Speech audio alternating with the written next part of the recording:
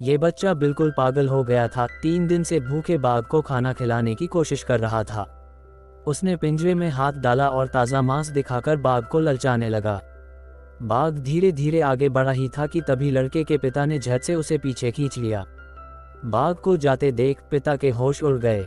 उन्होंने गुस्से में बेटे को डांट लगाए, अगर मैं वक्त पर नहीं आता तो सोच भी नहीं सकते क्या होता। लेकिन बेटे को कोई फर्क नहीं पड़ा। उसका मानना था कि हर जानवर के अंदर आत्मा होती है और उस बाघ की आंखों में तो उसे एक अजीब सी मासूमियत नजर आई। पिता ने गुस्सा पीते हुए एक प्लान बनाया। उन्होंने स्टाफ से एक बकरी मंगवाई और उसी जगह बांध दी जहां बेटा बाघ को मांस खिला रहा था। कुछ ही देर में बाघ फिर से लौटा। उसने बकरी पर नजर गड़ाई और अगले ही पल उसे दबोचकर ले गया। ये नज़ारा देखकर बेटे की सोच पूरी तरह से हिल गई। सालों बाद वही लड़का बड़ा हुआ, अब एक अमीर बाप का बेटा और अपने खुद के चिड़ियाघर का मालिक।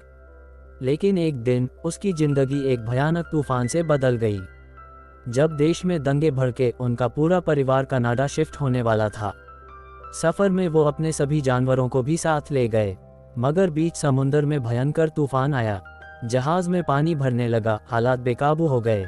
लड़का अपने माता पिता को बचाने दौड़ा, लेकिन बहुत देर हो चुकी थी।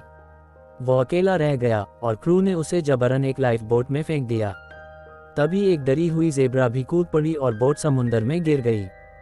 किसी तरह वो बोट में टिके रहने में कामयाब रहा। थोड़ी देर बाद उसे पानी में कुछ तैरता नजर आया। जब उसने ध्यान से देखा तो वो बाघ था, उसी का बाघ, चिड़ियाघर वाला। डर के मारे उसकी हालत खराब हो गई। उसी वक्त एक जंगली कुत्ता भी नाव में घुस गया। डर के मारे वो मस्तूल पर चढ़ गया। कुत्ता हमला करने ही वाला था कि समुद्र की लहरों ने नाव को हिला डाला। घबराकर कुत्ता नीचे कैनवास में छुप गया। थोड़ी देर में एक बंदर केला लेकर तैरते हुए आया। लड़के ने जल्दी से उसे बचा लिया। रात होते ही वो जंगली कुत्ता ज़ेब्रा पर टूट पड़ा। लड़का मदद करना चाहता था, पर डर के मारे कुछ नहीं कर पाया। ज़ेब्रा की जान चली गई। अगला टारगेट था बंदर, पर इस बार बंदर ने पलटवार किया और एक ही वार में कुत्ते को जमीन पर गिरा दिया। मगर जैसे ही लड़का राहत की सांस लेने ही वाला था, कुत्ते ने फिर से हमला किया और बंदर को बेरहमी से मार डाला। अब लड़के के सब्र का बांध टूट गया। उसने चाकू उठाया और कुत्ते को खत्म कर डाला। लेकिन अब असली खतरा था बाघ, जो अब लड़के को घूर रहा था। समुंदर की तेज लहरों ने बाघ को भी बेचैन कर दिया और उसने हमला करना छोड़ दिया। लड़के को थोड़ी राहत मिली। उसने नाव में से कुछ खाने का सामान ढूंढा और पेट भरने ही वाला था कि बाघ फिर से हमला करने लगा। जल्दबाजी में लड़के ने एक मरा हुआ चूहा उठाया और बाघ की ओर फेंक दिया। बाघ थोड़ी देर के लिए चुप हो गया और लड़के को भागने का वक्त मिल गया। रात होते ही बाघ ने ज़ेब्रा को भी खा लिया। अब उसका अगला टारगेट था लड़का। लड़का पूरी तरह टूट चुका था। उसे नहीं पता था अब आगे कैसे जिएगा। अगली सुबह उसने एक चिट्ठी लिखी और एक सीलबंद डिब्बे में डालकर समुंदर में बहा दी। शायद कोई उसे पढ़ ले और मदद करे। अब उसे समझ आ गया था, अगर उसे जिंदा रहना है तो उसे इस बाघ को काबू में लाना ही होगा। उसने सबसे पहले नाव को लहरों की सीध में कर दिया ताकि बाघ को फिर से चक्कर आए। फिर सीटी बजाकर बाघ को उसकी हालत याद दिलाए। जब बाघ थक गया, लड़का नाव में चढ़ गया और वहां पानी डालकर अपना इलाका घोषित कर दिया। बाघ ने उसकी बातों का मजाक उड़ाया, लेकिन लड़का अब हार मानने वालों में से नहीं था। उसने बाघ को पानी पिलाया, फिर मछलियां पकड़नी शुरू की, क्योंकि इस जंग में अब सिर्फ एक मकसद था, जिंदा रहना। योजक चिन्ह योजक अंत में कुछ भी हाथ नहीं आया, उल्टा थकान से हालत खराब हो गई। आर्यन को पहले तो ये सब मजेदार लगा, लेकिन अगले ही पल शेर सीधे उसकी ओर तैरता हुआ आने लगा। वो फौरन रस्सी खींचने लगा। अगर शेर तक पहुंच जाता तो उसे ह्यूमन चाइनीज चॉप बनने से कोई नहीं बचा सकता था। लेकिन लास्ट मोमेंट पर आर्यन किसी तरह नाव पर चढ़ने में कामयाब रहा। उसने फुर्ती से लकड़ी का बेड़ा खींच लिया। अब चूंकि नाव समुद्र की सतह से काफी ऊंची थी, शेर सिर्फ नीचे लहरों के पास तैरता रह गया, बेबस।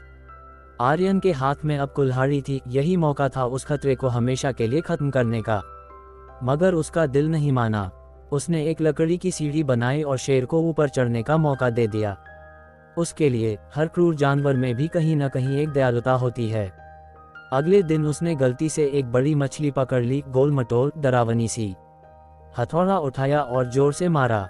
मछली मर गई। ये पहली बार था जब आर्यन ने किसी जीव को मारा। उसने ऊपर देखकर भगवान का शुक्रिया अदा किया, उसे एक और दिन जिंदा रहने का मौका मिला। अब शेर सिर्फ एक खतरनाक जानवर नहीं रहा, वो उसका साथ निभाने वाला एक पार्टनर बन चुका था। रात का समुद्र बहुत खूबसूरत लग रहा था। आर्यन सारी मुश्किलें भूलकर पानी के साथ खेलने लगा। तभी बिना किसी चेतावनी के एक बड़ी वेल समुद्र से बाहर आकर सीधे कूद गई। जबरदस्त लहरों ने बेड़ा पलट दिया। सारा खाना पानी में चला गया। ये मजाक कुछ ज्यादा ही भारी पड़ गया।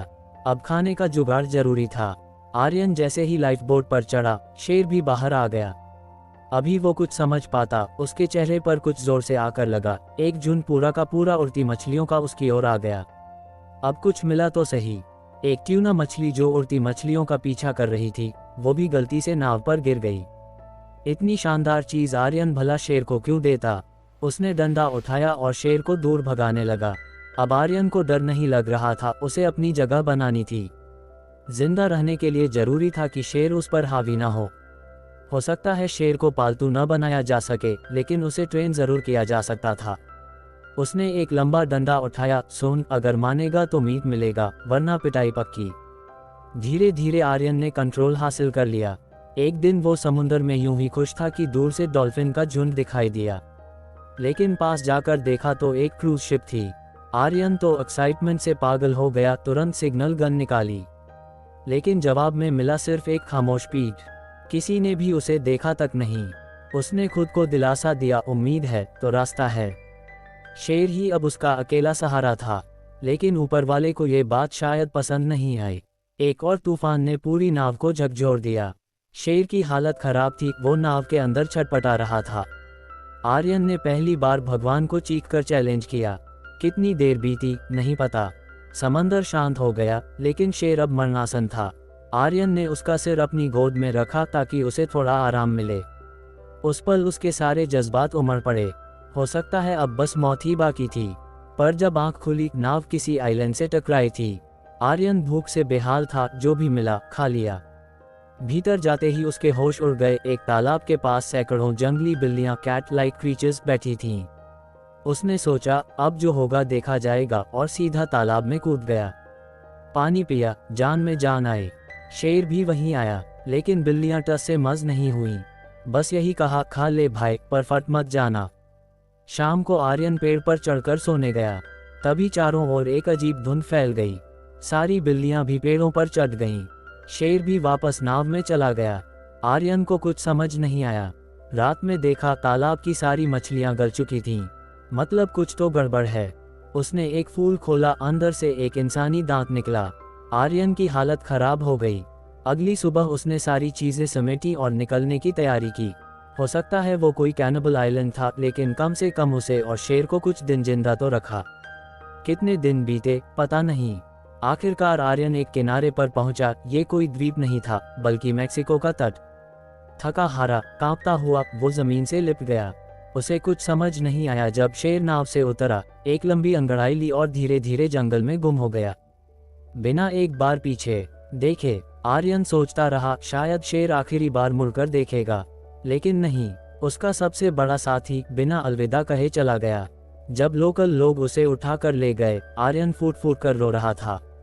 वो आंसू बचने की खुशी के नहीं, बल्कि उसके साथी के बिछड़ने का दर्द था।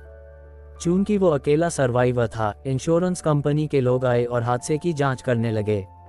जब आर्यन ने उन्हें पूरी कहानी सुनाई, तो वो बोले, इतनी सारी जंगली बिल्लियां किसी आइलैंड पर थीं और कोई जानता तक नहीं। क्या मजाक है। उन्होंने कहा, कोई प्रैक्टिकल कहानी सुनाओ ताकि हम रिपोर्ट बना सकें। फिर मजबूरी में आर्यन ने दूसरा वर्जन सुनाया। तूफान के बाद कुक और एक नाविक पहले से लाइफ बोट में थे। कुक ने आर्यन को लाइफ रिंग से खींच लिया। माँ भी पीछे पीछे